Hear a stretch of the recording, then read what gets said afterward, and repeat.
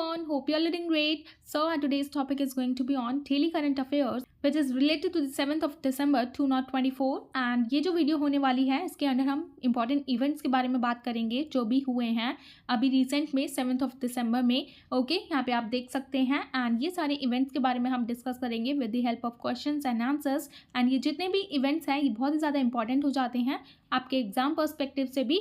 Okay so without any further ado let's start with topic. So first question is which day is observed as महापरिनिर्वाण दिवस every year. तो ये जो दिन है महापरिनिर्वाण दिवस का भी हर साल ऑब्जर्व किया जाता है. तो ये जो है हमारा करेक्ट आंसर हो जाएगा December 6. एंड इसके बारे में हम डिटेल में जान लेते हैं. ये जो महापरिनिर्वाण दिवस है ये ऑब्जर्व किया जाता है 6 of December में to honour doctor Bhimrao Ramji Ambedkar on his death anniversary. तो इसी दिन December 6 को अंबेडकर जी की डेथ हुई थी तो इसीलिए ये जो है महापरिनिर्वाण दिवस हर साल मनाया जाता है 6 of December को. एंड इस साल इनकी जो डेथ एनिवर्सरी को 68 ईयर हो जाते हैं डॉक्टर अंबेडकर जी को. ओके एंड इस दिन ऑब्जर्व किया जाता है एट चैत्य भूमि इन मुंबई. ओके तो ये ऑब्जर्व किया जाता है इस दिन को चैत्य भूमि मुंबई में वेयर फॉलोअर्स गैदर टू पे ट्रिब्यूट. जहाँ पे जो इनके फॉलोअर्स होते हैं वो गैदर होते हैं इनको ट्रिब्यूट देने के लिए.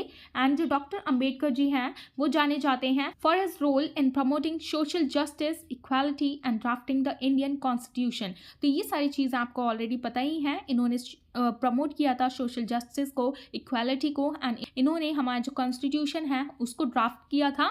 ओके एंड यहाँ पे आपको ये याद रखना ज़रूरी है what is the term Mahaparinirvan refers to. तो ये जो टर्म है ये बुद्धिस्ट कंसेप्ट को दर्शाता है. Buddhist concept of ultimate liberation for suffering and death. जैसे आपको पता है बुद्धिज्म में क्या होता है कि उसको सबसे ज़्यादा प्रिविलेज किसको दी जाती है, लिबरेशन को दी जाती है फ्रॉम सफरिंग एंड डेथ से, कि सफरिंग और डेथ से कैसे लिबरेट हुआ जा सके, निर्वाण अवस्था में आया जा सके.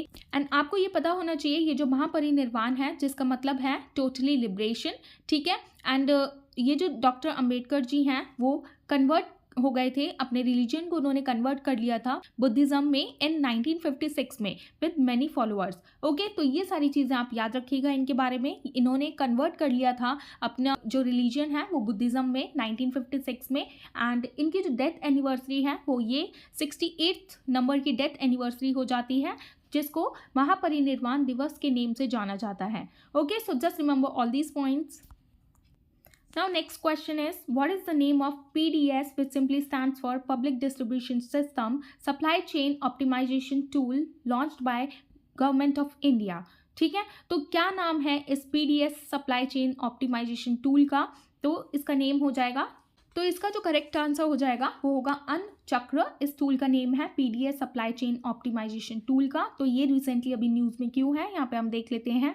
तो हमारे जो यूनियन मिनिस्टर हैं किसके, consumer affairs, food and public distribution and new and renewable energy के, इनका नेम है श्री प्रहलाद सिंह जोशी. ओके तो ये जो है ये इन सभी के यूनियन मिनिस्टर हैं. तो इन्होंने अभी रिसेंटली इसको लॉन्च किया है. यहाँ पे आप देख सकते हैं इनकी पिक्चर. तो इन्होंने अन्न चक्र को लॉन्च किया है and also scan which simply stands for subsidy claim application for NFSA. Okay तो ये दोनों चीज़ें इन्होंने इनके द्वारा लॉन्च की गई है. तो ये दोनों चीज़ें हैं, पोर्टल है ये जिसका एम रहेगा कि to modernise India's PDS system. तो हमारा जो इंडिया का पब्लिक डिस्ट्रीब्यूशन सिस्टम है उसको मॉडर्नाइज करना रहेगा इनका एम. ठीक है और इन्होंने ये दोनों ही चीज़ों को लॉन्च किया है विच इज़ अन्न चक्र एंड स्कैन. ओके एंड ये जो पोर्टल है ये एनहांस करेगा efficiency of PDS supply chain and streamline the subsidy claim process benefiting millions of citizens reliant on food security program.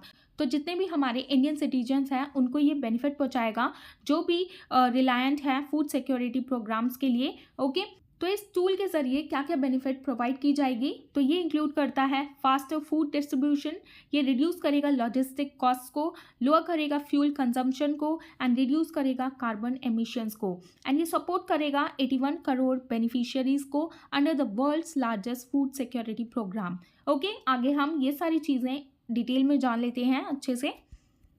तो अब आप सोच रहे होंगे व्हाट इज अन्न चक्र एंड द स्कैन सिस्टम. यहाँ पे हम डीप में जान लेते हैं. तो पहले हम जानेंगे अन्न चक्रा के बारे में। अन्न चक्रा एक टूल है, ये जो है ये ऑप्टिमाइज करेगा the supply chain of the PDS in India. PDS simply stands for public distribution system. And ये जो है ये अन्न चक्रा इसको डेवलप किया गया है कोलैबोरेशन में किस किस के साथ, world food programme and the foundation for innovation and technology transfer के साथ एट आईआईटी दिल्ली में। ओके, एंड ये जो इनिशिएटिव है ये एडवांस करेगा एल्गोरिदम को to identify optimal routes for the transportation of the food grains. तो जो भी फार्मर्स ये ट्रांसपोर्ट करते हैं फूड ग्रेन्स को, तो उनके लिए ये बेनिफिट पहुंचाएगा एंड उस पर ये एल्गोरिदम में नज़र रखेगा कि कौन से रूट से सप्लाई करनी चाहिए, ट्रांसपोर्ट करना चाहिए फूड ग्रेन्स को, ताकि जल्द से जल्द ये सारे सिटीजन्स को ये प्रोवाइड हो सके, कंज्यूमर्स को प्रोवाइड हो सके। ओके, नाउ नेक्स्ट हम बात करेंगे what is PDS. PDS which simply stands for public distribution system and इसके बारे में हम जान लेते हैं। ये एक इंडियन फूड सिक्योरिटी सिस्टम है, ये हमारे इंडिया का फूड सिक्योरिटी सिस्टम है जो कि इस्टेब्लिश करता है to address food scarcity by providing food grains at affordable prices. तो जैसे कि आप यहाँ पे देख सकते हैं ये पीडीएस है, पब्लिक डिस्ट्रीब्यूशन सिस्टम। तो इसके अंडर जिनको भी खाने की कमी हो रही है, ग्रेन्स की कमी हो रही है, मतलब अनाज की कमी हो रही है, तो उनको ये सही समय पर ये प्रोवाइड किया जाता है उनको फूड। एंड ये इसीलिए इंडियंस के लिए ये फूड सिक्योरिटी सिस्टम बोला जाता है एंड ये ऑपरेट करता है under the national food security act 2013। And इस एक्ट के अंडर ये इंश्योर किया जाता है कि सिक्योरिटी ऑफ फूड की जाए for nearly 2/3 of India's population based on census 2011 data.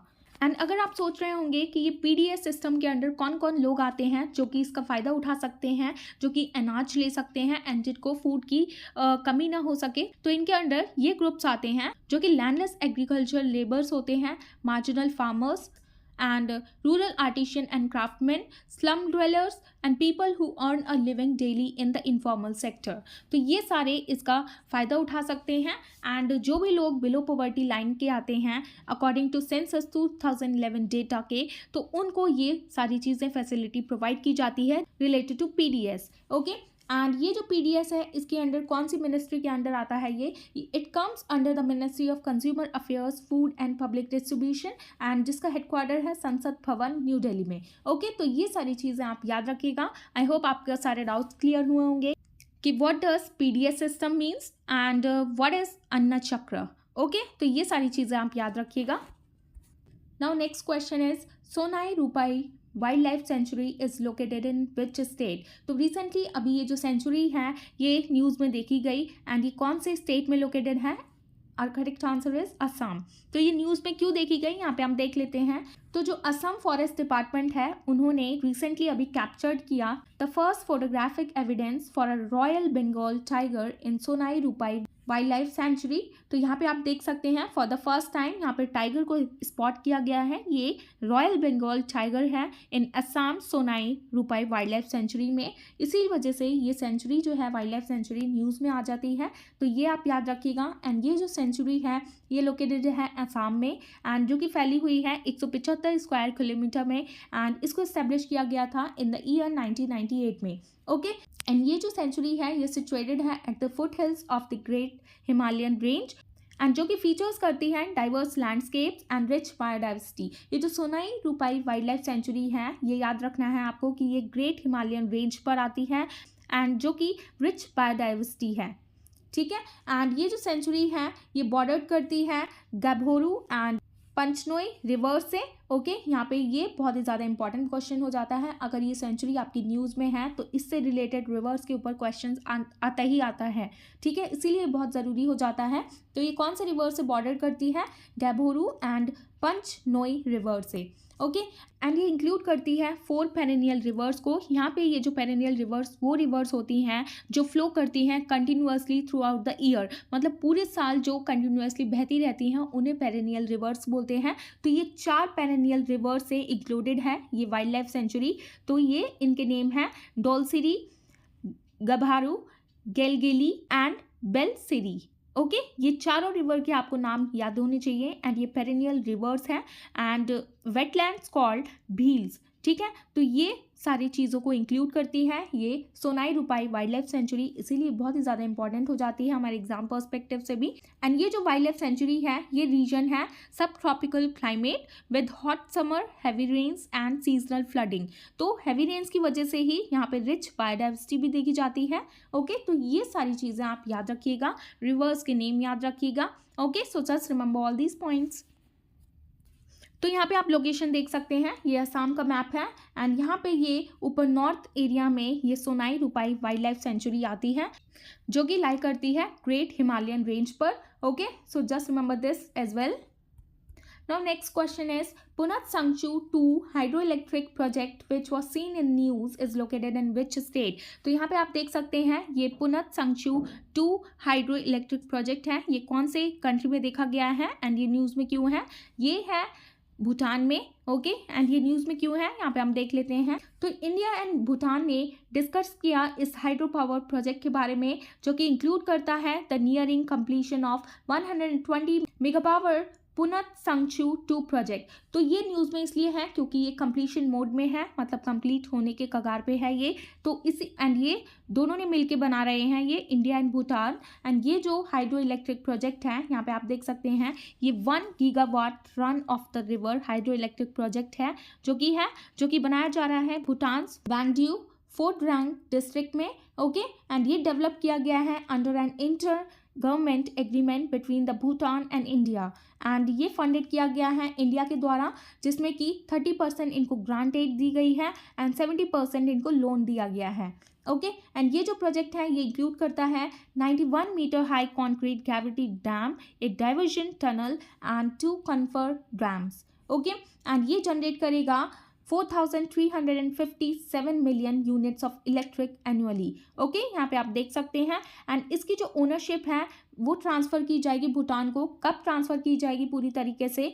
ये 2 साल बाद आफ्टर कमीशनिंग, जब हमारा जो लोन पूरा हो जाएगा, ग्रांटेड पूरी हो जाएगी, उसके बाद इनको ये पूरी ओनरशिप मिल जाएगी भूटान को after 2 years। Okay, so just remember all these points. So this is the end of topic and I hope you found this video informative, and if you found this video informative please give it a thumbs up, and for more informative videos please like, share and subscribe to my channel which is Shivi's Education. And thanks for watching. Bye bye, take care, I'll see you in the next one.